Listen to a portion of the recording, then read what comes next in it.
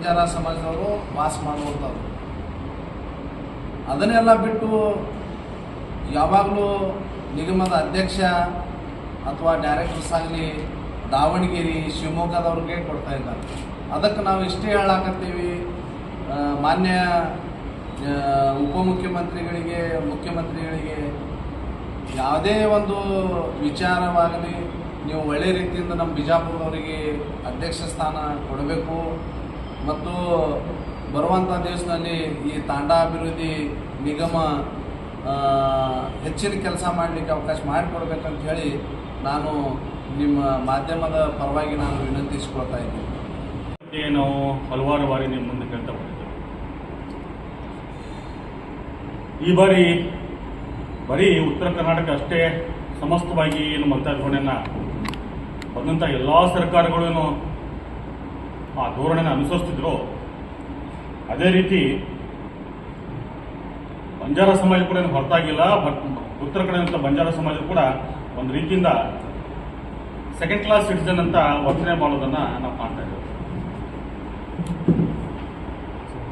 ನಮ್ಮ ಗ್ರಾಮೀಣ ಭಾಗದ ಒಂದು ರೀತಿಯಲ್ಲಿ ಹೇಳಬೇಕಪ್ಪ ಅಂತಂದ್ರೆ, ನಮ್ಮ ಕರಿದು ಮದುವೆಗೆ ಹೆಂಗಪ್ಪ ಅಂತ ಲಾಸ್ಟಿಗೆ ಕರೀತಾರೆ, ಲಾಸ್ಟಿಗೆ ಕಡಿ ಪಂಕ್ತಿ ಕೂಡಿಸ್ತಾರೆ, ಇದ್ದಕ್ಕೆ ತಿನ್ಬೇಕು, ಕೈಯಾಗ ಕೊಡ್ರ ಅನ್ನೋಂಗಿಲ್ಲ, ಅದು ಆಯರ್ ಮಾತ್ರ ಹಾಕೋ ಬರೀಬ.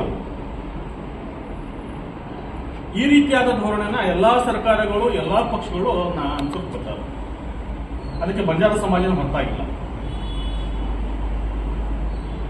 ವಿಶೇಷವಾಗಿ ಕಳೆದ ಬಾರಿ ಮತ್ತು ಈ ಬಾರಿ ವಿಧಾನಸಭೆ ಚುನಾವಣೆಯಲ್ಲಿ ಮತ್ತು ಲೋಕಸಭೆ ಚುನಾವಣೆಯಲ್ಲಿ ಬಂಜಾರ ಸಮಾಜ ಒಕ್ಕೋರ್ಲಿಂದ ಕಾಂಗ್ರೆಸ್ ಪಕ್ಷವನ್ನ ಬೆಂಬಲಿಸಿತು. ಅದರ ಪರಿಣಾಮವಾಗಿ ಮಧ್ಯ ಮತ್ತು ಉತ್ತರ ಕನ್ನಡದ ಅತಿ ಹೆಚ್ಚು ಸ್ಥಾನವನ್ನ ಗೆಲ್ಲಲು ಕಾರಣೀಭೂತವಾದ ಸಮಾಜ ಬಂಜಾರ ಸಮಾಜ. ಇದನ್ನ ಪ್ರತಿಪಕ್ಷದಲ್ಲಿರುವಂತಹ ಹಲವಾರು ನಾಯಕರು ಕೂಡ ತಮ್ಮ ಮಾಧ್ಯಮದ ಮಿತ್ರರ ಮುಂದೆ ಹಂಚಿಕೊಂಡಿದ್ದು ತಮಗೆ ತಿಳಿದಂಥ ವಿಷಯ. ಉದಾಹರಣೆಗೆ BC ಪಾಟೀಲರಾಗಿರ್ಬೋದು, ರೇಣುಕಾಚಾರ್ಯರಾಗಿರ್ಬೋದು, ಈ ಹಲವಾರು ಪ್ರತಿಪಕ್ಷ ನಾಯಕರು ಕೂಡ ತಮಗೆ ಆದಂತಹ ಹೊಡೆತದ ಬಗ್ಗೆ ತಮ್ಮನ್ನು ಹೇಳ್ಕೊಂಡಿದ್ದಾರೆ. ಸಮಾಜ ಯಾವತ್ತೂ ಸಾಮಾಜಿಕ ನ್ಯಾಯ ಅದಕ್ಕೋಸ್ಕರ ಹೋರಾಡ್ತಾ ಬಂದದ್ದು. ಯಾರು ಸಾಮಾಜಿಕ ನ್ಯಾಯ ಕೊಡ್ತಾರೋ, ಯಾರು ಸಮಾಜದ ಪರವಾಗಿದ್ದಾರೋ, ಯಾರು ಸಮಾಜದ ಸಮಸ್ತ ಏಳಿಗೆಗೆ ಸಹಕಾರಿ ಆಗ್ತಾರೋ, ಹಿರಿಯಂತಹ DL ಚೌಡರು ಕೂಡ ಪತ್ರಿಕಾಗೋಷ್ಠಿಯನ್ನು ಸ್ವಾಗತ ಮಾಡ್ಕೊತೀನಿ. ವೇದಿಕೆಗೆ ಬರಬೇಕು.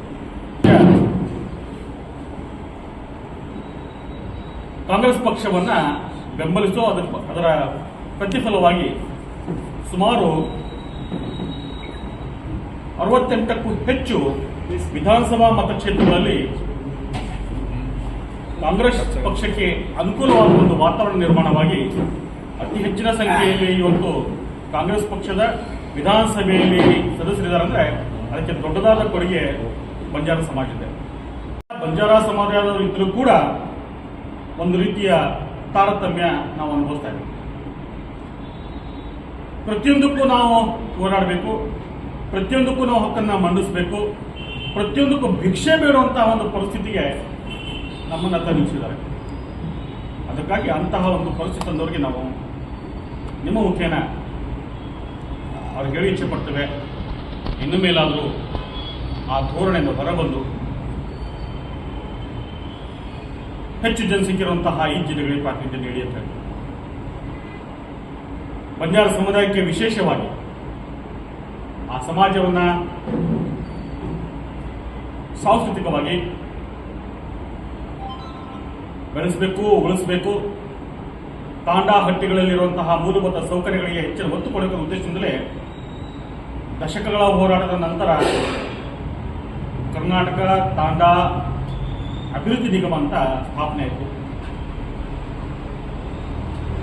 ಅದರ ಮೂಲ ಉದ್ದೇಶ ಕೂಡ ಇವೆರಡು ಜಿಲ್ಲೆಗಳಲ್ಲಿ ಅತಿ ಹೆಚ್ಚು ಬಂಜಾರ ಜನಸಂಖ್ಯೆಯೂ ಕೂಡ ಇವೆರಡು ಜಿಲ್ಲೆಗಳಲ್ಲಿ. ಬಂಧುಗಳೇ, ತಾಂಡಾ ಅಭಿವೃದ್ಧಿ ನಿಗಮ ಸ್ಥಾಪನೆ ಆದಾಗ ಪ್ರಥಮ ಅಧ್ಯಕ್ಷರು ಆಗಿನ ಶಾಸಕರು ಸನ್ಮಾನ್ಯ ಶ್ರೀ ಬಸವರಾಜ್ ನಾಯ್ಕರವರು, ಅವರು ಕೂಡ ದಾವಣಗೆರೆ ಜಿಲ್ಲೆಯವರು. ನಂತರದಲ್ಲಿ ಮಾಜಿ ವಿಧಾನ ಪರಿಷತ್ ಸದಸ್ಯೆ ಶ್ರೀಮತಿ ಜಲಜಾ ನಾಯ್ಕರು ಅಧ್ಯಕ್ಷರಾದರು, ಅವರು ಕೂಡ ಅದೇ ಭಾಗದವರು. ನಂತರದಲ್ಲಿ ಬಾಲರಾಜ್ ನಾಯ್ಕ ಅವರು, ಅವರೂ ದಾವಣಗೆರೆ ಜಿಲ್ಲೆಯವರೇ. ಮೊನ್ನೆ ಪಿ ರಾಜುವರಿದ್ರು, ಅವರು ಶಿಕಾರಿಪುರ ಶಿವಮೊಗ್ಗ ಜಿಲ್ಲೆಯವರೇ. ಹಾಗಾದ್ರೆ ದಾವಣಗೆರೆ ಶಿವಮೊಗ್ಗ ಬಿಟ್ಟು ಬೇರೆ ಕಡೆ ಯಾರು ಬಂಜಾರಗಳಿಲ್ವಾ?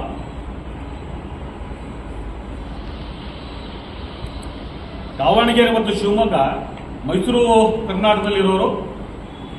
ಮೈಸೂರು ಕರ್ನಾಟಕ ಸಂದರ್ಭದಲ್ಲಿ ಮಹಾರಾಜರ ಕೃಪೆಯಿಂದ ಅತಿ ಹೆಚ್ಚು ಸವಲತ್ತನ್ನು ತೆಗೆದುಕೊಂಡು ಮುಂದುವರೆದ ತಾಣಗಳಾಗಿ ಅವು ಮಾರ್ಪಟ್ಟಿದ್ದಾರೆ, ಶೈಕ್ಷಣಿಕವಾಗಿ ಮತ್ತು ಹಲವಾರು ಮೂಲಭೂತ ಸೌಕರ್ಯಗಳನ್ನು.